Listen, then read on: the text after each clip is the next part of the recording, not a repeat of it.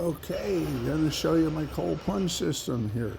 I keep it in the pop-up tent for privacy and to keep dust and leaves and stuff out of the area, just because it's nice and Okay, so it starts with house water is filtered, so I use good, clean, filtered. You know, I use the Aquasana system to filter the whole house water. I then recently started using a water softener because we don't soften our water. We have very hard water here, so it's a hose attached water softener. Go ahead and fill up the 450 quart Grizzly. That's what I use. Really well insulated, and I'm running the pump right now. I'll show you the inside in a minute, but here, I'll show you now. Go ahead and open it. I turned the pump on just so you could see it go. You see the nice bubbles, and there's the drain ports are down there.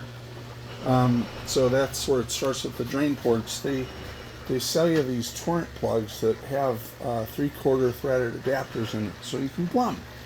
So you won't be able to see a lot of the stuff because I already have it insulated.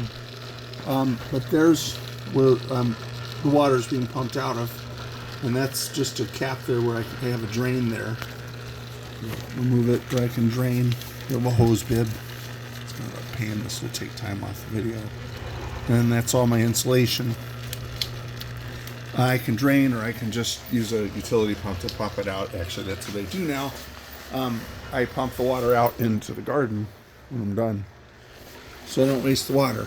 I use it for irrigation. So, okay, there's a ball valve, and then this is a pre-filter. I think it's a 40 mesh pre-filter, just to get hair and bigger, little leaves and stuff.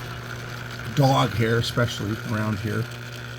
That's just a meter I used to study the water quality, the sanitation quality. I won't get into that here, but okay. Then I move on here to the Dana 1800 pump, and that's the pump. And then I'm going to go around the back. I'll close this now since I've already shown you the bubbles. I'm going to go around the back briefly. Sorry, the video's getting jacked here. I'm going to walk around the back and show you the full circuit. Okay, so coming from the pump, you come over here to this goes in two directions. One that goes down to that's a filter. It's actually also a whole house filter, but I use a 50 micron filter, I think is what it is, to filter the water in here, obviously separately from the whole house water that I use. You run a filter to clean it, and then in parallel, this is the Venturi. You can't see it here, but that's the system that injects gas, whatever it is that you're going to inject into the water. Those are the bubbles you saw. Okay, and then it comes down here.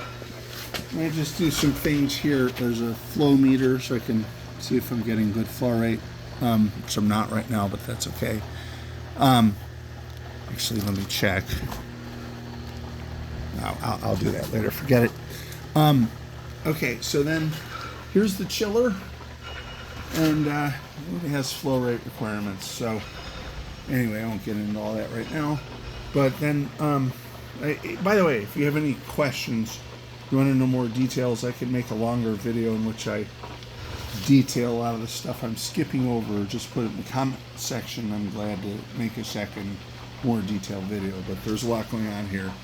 And then there it goes back into the thing, back into the tub. And I have the ball valves to shut it off when I'm working on maintenance and stuff.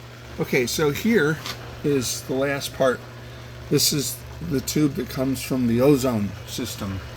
So why do I have the ozone system in a protein container? Because unless you spend a lot of money, they don't make these ozone systems to, take pure oxygen. They're really supposed to take pure oxygen.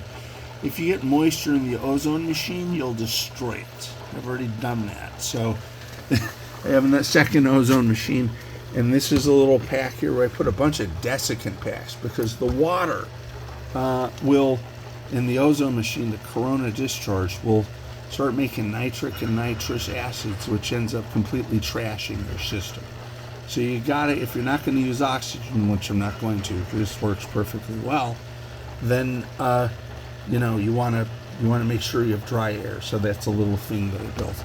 Okay, and then there's I control everything on a timer.